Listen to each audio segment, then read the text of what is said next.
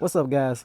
So those of you that follow me know that I'm in the car business, and I also do some real estate here and there. And today I want to tell y'all a story about how I pretty much lost over $2 million by buying a rental property when I could have put that same money and invested it somewhere else. Now, technically, I did make money on the property, but after all the stress, the repairs, the tenants, the vacancies, the commissions, taxes, and then comparing it to what that same money would have done in the stock market, I just realized I probably made one of the worst investment decisions I could have ever made. And honestly, it's completely changed the way that I invest my money now. So back in October of 2022, I bought a rental property at auction. It was about $119,000 after closing cost and everything. I was into it for another $3,000. Then I had to start fixing it up. I ended up putting about $10,000 into repairing it right after buying it. Paint, fixing random stuffs, flooring, cleaning it up, and just getting it ready to rent out.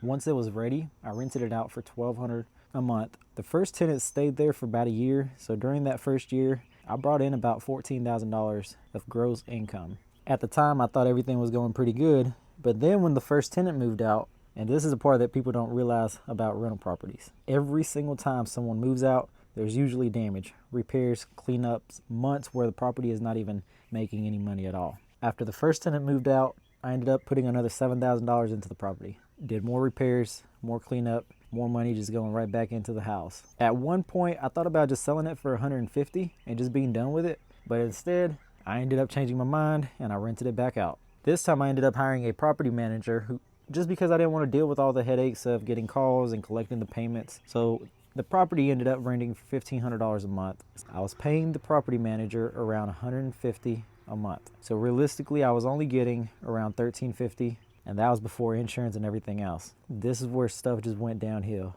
The second tenants absolutely destroyed the property. There were leaks under the sink that nobody reported. The subfloor in the kitchen and the bathroom had to be redone. It was just a bunch of issues. There was damage throughout the whole house, being painted. It was bad. And I'm going to post up some pictures of what the house looked like before and after. And one thing I realized is nobody's going to take care of your property the way you can. You can inspect it and you can hire management companies, but you got to try to stay on top of everything. At the end of the day, most people just don't care because it's not theirs. After finally getting those tenants out, I had to put about $12,000 into repairs, but after that, I was done. I was done with that. I decided it was time to finally sell the property. The property ended up selling in July of 2025 for about $190,000. Now, this is where people online think that real estate just sounds better than it actually is. Everybody thinks, oh, he bought it for 119 and he sold it for 190. And they just think, damn, he made 70 grand. But that's not how real life works. I had to pay 6% to a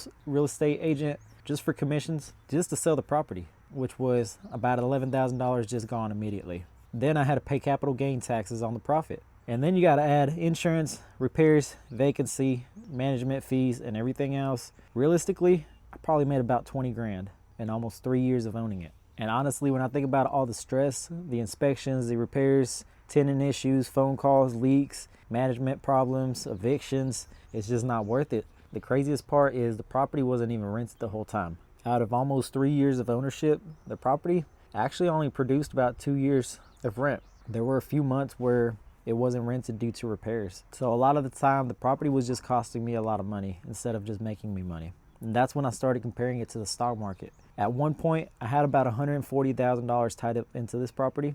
Then I started looking at the numbers and I realized something crazy. If I would have put that same money into a simple ETF like VOO, which follows the S&P 500, that money would have been worth a lot more with zero stress. No tenant calls, no leaks, no repairs, no evictions, no management companies, no inspections, no driving to the property constantly, nothing. And just realizing that definitely changed how I invest now. And it's just crazy when I start to compare individual stocks.